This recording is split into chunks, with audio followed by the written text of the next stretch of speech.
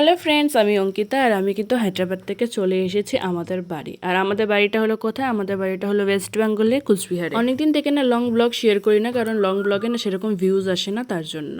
কিন্তু ভাবলাম যে চলো এখন যেহেতু আমি বাড়িতে চলে এসেছি, আমার হাতে কিছুটা আমি টাইম পাচ্ছি, কারণ জানুকে এখানে দেখার জন্য অনেক লোক আছে, তো এই ভাবলাম যে চলো আমি সারাদিন খুঁটিখাটি যা যা করি তোমাদের সাথে একটু একটু করে শেয়ার করি। জানি না তোমাদের কীরকম লাগবে, ভালো লাগলে প্লিজ আমাকে একটু সাপোর্ট করো। তো দেখো আজকে কিন্তু বিকেলে আমরা সবাই ভাবলাম যে চা আর সিঙ্গারা খাবো। বাইরের ওয়েদারটা কিন্তু খুবই ভালো হচ্ছে, ঠান্ডা ঠান্ডা হাওয়া হচ্ছে, আর আস্তে আস্তে কিন্তু মেঘ ডাকছে, ঝিরিঝিরি বৃষ্টিও পড়ছে। আর বাড়িতে আমার মানি আর মেশো এসেছে, যারা এক্ষুনি চলে যাবে।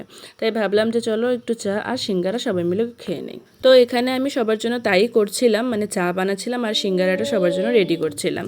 সবাইকে ভাগে ভাগে না দিয়ে, মেশোকে আলাদা দিয়ে আমরা সবাই কিন্তু একসাথে মিলে খেয়ে নিলাম। ভয়েস ওভারের পিছনে আমার জানুও ভয়েস ওভার দিচ্ছে, কি করা যাবে বলো। আর এদিকে আমি গাঢ় করে দুধের চা কিন্তু বানিয়ে নিলাম।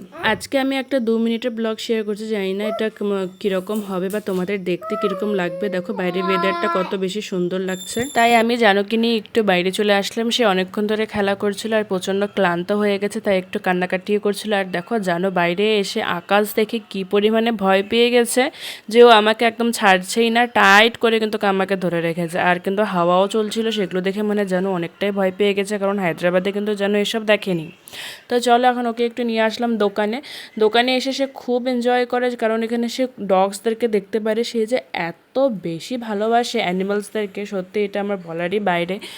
মানে ন্যাচারাল লাভ, সত্যি আমরা কিন্তু শিখাইনি, মানে আমরা জানো কি কিছুই শিখাইনি, অ্যানিমালসদেরকে লাভ করাও শিখাইনি, হেট করাও শিখাইনি, কিছুই শিখাইনি, কারণ এখনও তার বয়স হয়নি সেগুলো। কিন্তু দেখো এগুলো তার ন্যাচারাল লাভ, সে ভীষণ ভালোবাসে প্রত্যেকটা পশু পাখিদেরকে, সে ভীষণ ভালোবাসে। তো চলো আজকে ব্লগটা এতটুকু, দেখা হচ্ছে তোমাদের সাথে অন্য ব্লগে। টাটা।